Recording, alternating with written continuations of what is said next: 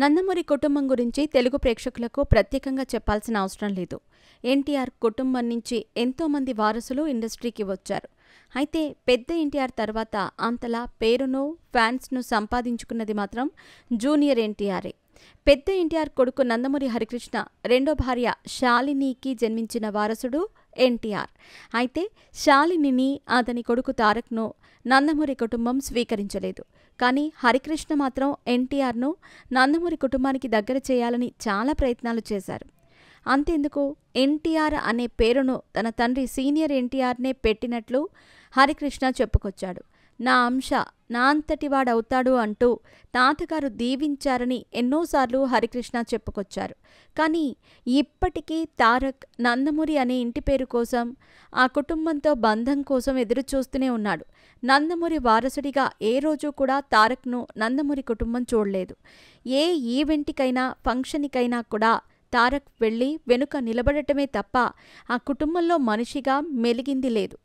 ఇక ఎంత కాదనుకున్నా రక్త సంబంధాన్ని వదులుకోలేని అన్న కళ్యాణ్రామ్ మాత్రం తమ్ముడిని అక్కున చేర్చుకున్నాడు.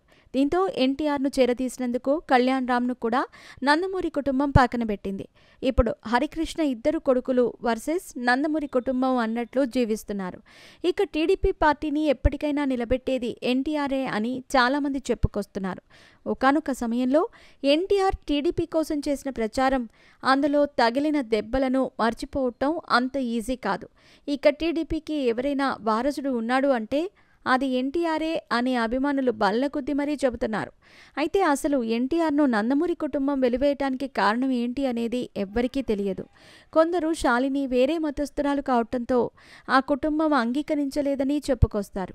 ఇక తాజాగా నందమూరి వారసురాలు ఎన్టీఆర్కు అత్త అయిన దగ్గుబాటి పురంధేశ్వరి ఎన్టీఆర్ గురించి సంచలన వ్యాఖ్యలు చేసింది.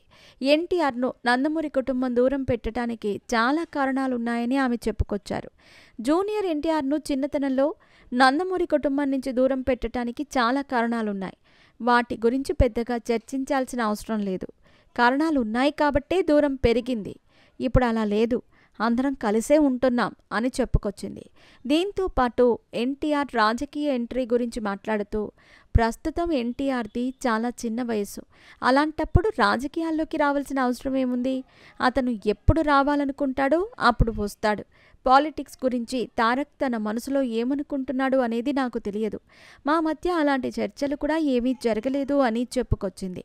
ప్రస్తుతం ఈ వ్యాఖ్యలు నెట్టింట వైరల్గా మారాయి.